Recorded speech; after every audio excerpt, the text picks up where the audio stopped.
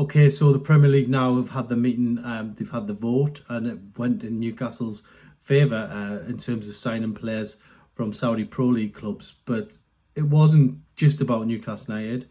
There's obviously other clubs that voted.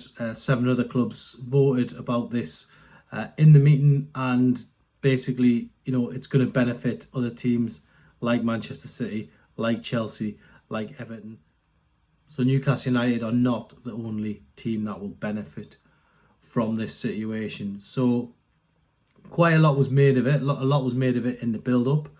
When we sat down and spoke to Dan Ashworth earlier this month, he kept stressing when we asked him about signing players from the affiliate clubs, saying at the moment, well, now that is done, Newcastle can actually bring players in. A lot of noise has been around Ruben Neves going into this window, depending on who you listen to. I think Eddie Howe was asked about him in his press conference not so long ago and said, look, yeah, he's a player that we like.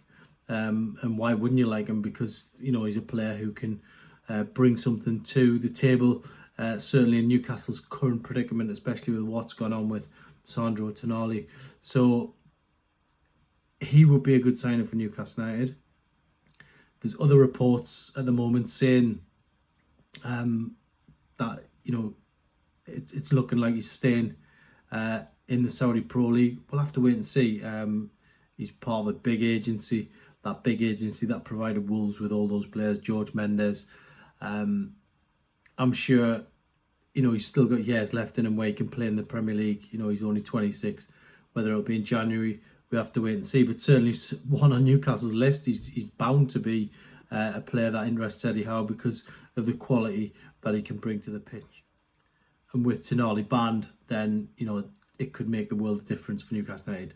So we'll have to wait and see on that one. He's obviously not the only player Newcastle could bring in, given this rule. You look at the other 4 clubs, there's some quality players on the books of those 4 clubs, all owned by PIF. And it's going to be interesting to see exactly what the window looks like at the end, because Newcastle do have a little bit of money to spend and can't bring players in on loan. So who knows, perhaps they could bring in 3 or 4 players. They've got the capability now to do it. A lot of opposition in this meeting. Some big clubs, Manchester United, Tottenham, Liverpool, all opposing this rule, trying to block it, trying to get it stopped.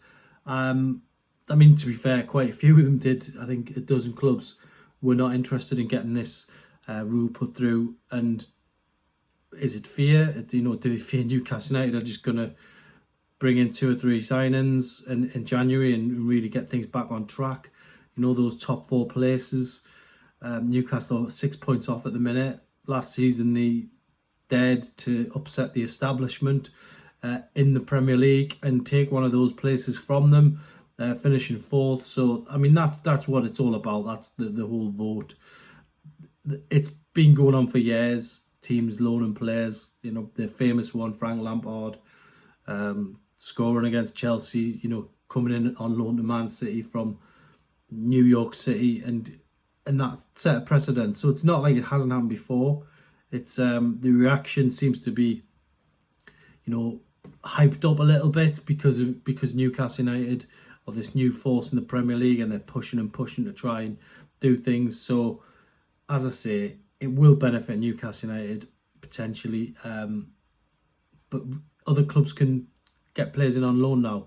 That's the top and bottom. Even if you vote against it, you can still do it. And there are some good players on loan around the world at other clubs from the Premier League. So it's going to be an interesting January. Let's put it like that.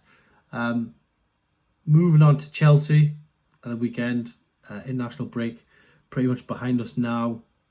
Newcastle seem to have got through it in decent shape. Fabian Schär going away with Switzerland, but not being risked, but he's been back in training normally, so that's a big boost going into the game on Saturday against Chelsea. We'll have to wait and see on Alexander Isak, and Sean Longstaff is another player with a knock, and Miguel Almiron has had that hamstring issue, could be touch and go. We'll have to wait and see Eddie Howe meets the press on Friday. So this is a really big game for Newcastle. They need to bounce back from Bournemouth a couple of weeks ago. They need to get back on track in the Premier League, and they just need to set the tone for this run up now to the festive period. 2 tough games next. I mean, Chelsea tough enough. A game Newcastle won 1-0 last season. And then PSG in the Champions League. So 2 tough games to quickly get back into.